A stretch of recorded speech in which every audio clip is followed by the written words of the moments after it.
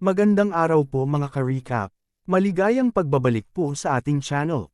Ngayon naman po ay ating ipagpatuloy ang kwento ni Yurick the Barbarian. Nagsimula na nga maghanda ang kampo ni Earl Molando sa paparating na hukbo ni Degelten kasama ang Silver Lion Mercenary. Kahit si Bachman ay sinasabi na hindi biro ang magiging laban nila. Mas mabuti pa siguro na tumakbo na lang sila gaya ng sinabi ni Donovan. Maraming nagdadasal kay Rue na sana ay huwag muna silang kunin. Naisip lang ni Bachman na minsan ay nakakatawa kung iisipin mo ito. Ang kalaban ay naniniwala din sa Diyos ng araw katulad nila pero naglalaban pa rin sila. Siguro ay napakabayas ni Rue bilang isang Diyos. Sumigaw si Bachman na paparating na ang kalaban. Ibigay daw nilang lahat ang kanilang makakaya.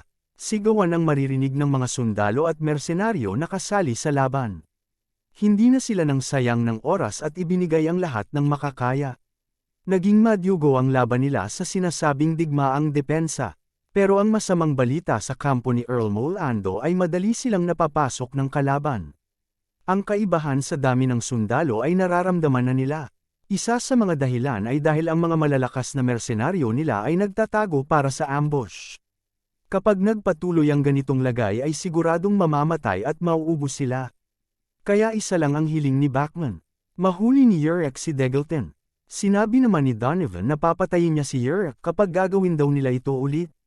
Ito na ang huli. Nakikita na ni Yurick si Degelten at may kasama itong 8 armadong sundalo. Inihanda na ni Yurick ang pana at pinaalala ni Donovan na kapag nakatakas si Degelten sa kayang kabayo ay tapos na ang lahat kaya may isang pagkakataon lang sila. Seryosong inasinta ni Yurick ang kabayong sinasakyan ni Degelten.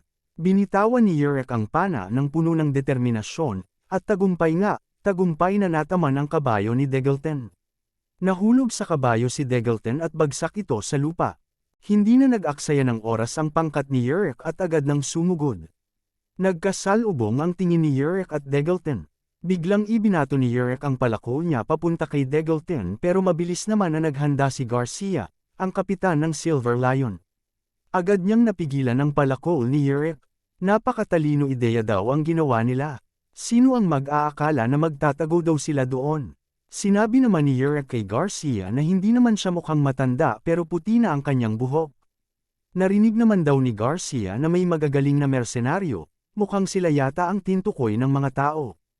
Kung sisuko daw sila, ay tatanggapin niya sila sa Silver Lion. Nagpasalamat naman si Yurick pero hindi daw siya nagtatrabaho sa mga taong mas mahina sa kanya.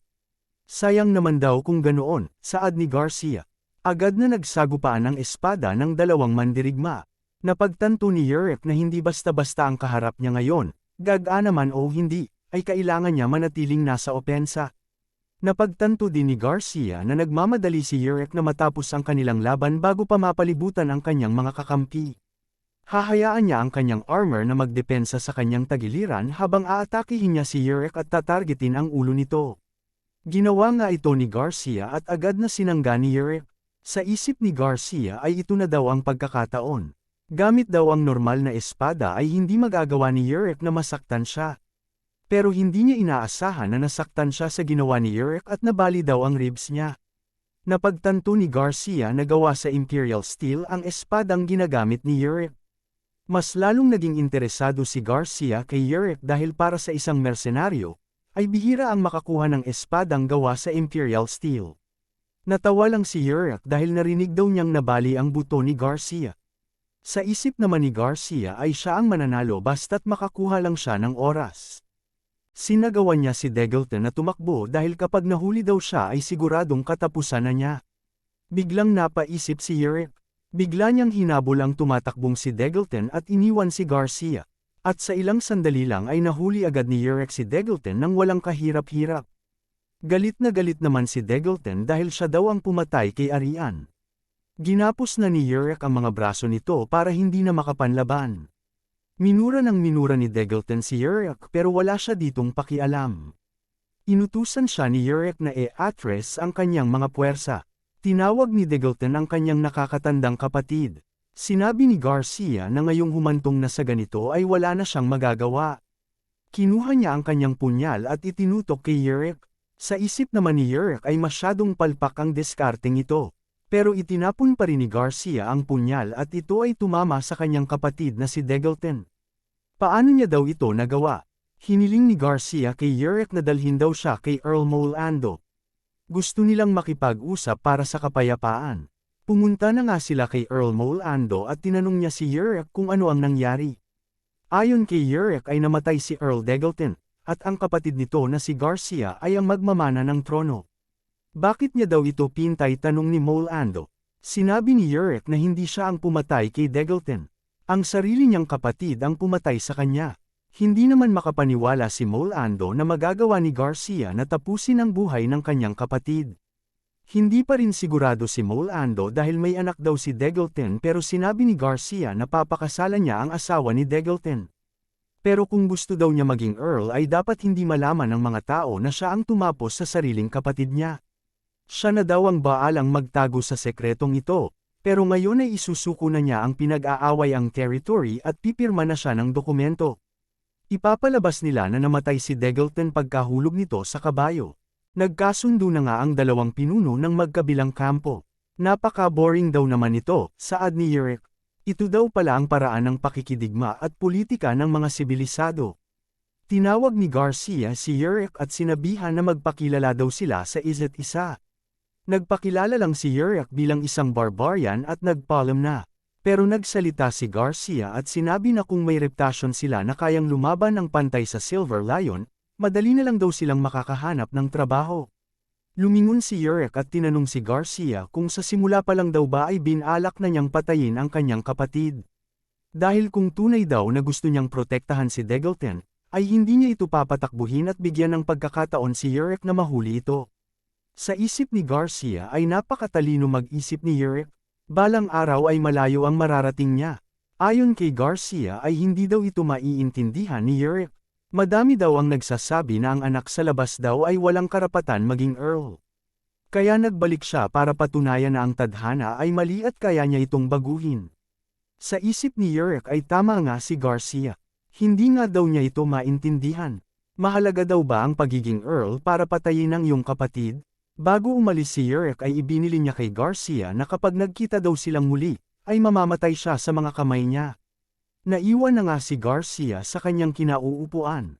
Kinagabihan ay naghanda si Earl Molando ng selebrasyon. Pinasalamatan nito ang mga mersenaryo na siyang susi sa kanilang pagkakapanalo.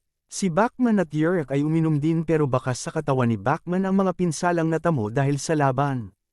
At dahil sa tagumpay na ginawa ng mersenaryo na pinamumunuan ni Yurek, ay gumawa ng kanta ang mga bard tungkol sa kanilang kabayanihan at katapangan. At tinawag ang grupo nilang Yurek's Brothers. Buong gabing nagsaya at nagpakalasing ang mga mersenaryo. Sa kalagitnaan ng gabi ay lumapit si Molando kay Yurek at sinabi na ang mga bards na kumakanta ng papuri tungkol sa kanilang mersenaryo ay maglalakbay papunta sa ibang mga syudad para ikalat ang kabayanihan ni Yurek at ng kanyang mga kapatid. Nagpasalamat naman si Yurek sa ginawa ng Earl. Ayon sa Earl ay wala lang ito kumpara sa mga nagawa nila. Tinanong ng Earl si Yurek kung naghaanggad din daw ba siya ng estableng pamumuhay. Ano daw ang ibig sabihin niya? Tanong ni Yurek. Ayon kay Molando ay handa siyang magbigay ng lupa sa kanya at hindi pa niya ito sisingilin ng buwis. Makakilala ng babae na papakasalan at bumuo ng pamilya. Kapalit lang nito ay makipaglaban para sa kanya. Inisip ni Yurek ito, ang posibilidad na magkaroon ng lupa. Nakakamanghang proposisyon daw ito. Pakiramdam niya ay tinamaan siya ng kidlat. Paano naman daw ang ibang mga mersenaryo? Ayon kay Earl Molando ay hindi gaano kalapad ang kanyang lupa at ang maaari niya lang sigurong pagbigyan ay hanggang 4 para kay Yurek. Tatanggihan daw ito ni Yurek, sa simula pa lang daw ay wala na siyang balak na tanggapin ito kaya humihingi siya ng paumanhin. Sinabi ni Molando na pangarap ng mga mersenaryo magkaroon ng estableng buhay, maaari daw ba niyang tanungin ang dahilan? Sa isip ni Yurek ay bakit sa gabi lang kumikinang ang buwan at bituin? Bakit nagbabago ang mukha ng buwan? Ang mundong ito ay puno ng bagay na hindi niya alam. Bigla niyang sinabi niya kay Molando na hindi daw ito ang kanyang pangarap. Dumating ang umaga at natutulog pa rin si Yurek. Napapanaginipan niya ang batang sarili na naglilibot sa kanyang kinalakihang lugar. Sa panaginip niya ay nakarating ang batang Yurek malapit sa harap ng bulubundukin. Sa panaginip niya ay sinisigaw niyang mali daw ang mga nakakatanda. Dumiretso siya at nakarating sa kabilang parte ng bulubundukin. Sinabi niyang muli na mundo ng mga buhay ang naririto. Balang araw ay babalik siya at ipapaalam sa kanila ang katotohanan. Siguro ay hindi nila ito lubos maisip, na merong ibang mundo sa kabila ng bulubundukin. At sa parehong panaginip ay nakita niya rin ang lugar at gusaling nasusunog. At doon ay nagulat siya sa isa pa niyang nakita. Isang taong nakatalikod at ito ay armado. Lumingon ng tao na nakikita niya at ito ay walang iba kung hindi ang sarili niya. Ano kaya ang ibig sabihin ng panaginip ni Yurek at saan na kaya sila dadalhin ng tadhana matapos ang laban nila? Alamin po natin yan mga ka-recap sa susunod na mga kabanata. Maraming salamat po sa panunood at sana po ay nagustuhan ninyo. Please like our videos po and subscribe to our channel sa hindi pa po nakakapag-subscribe.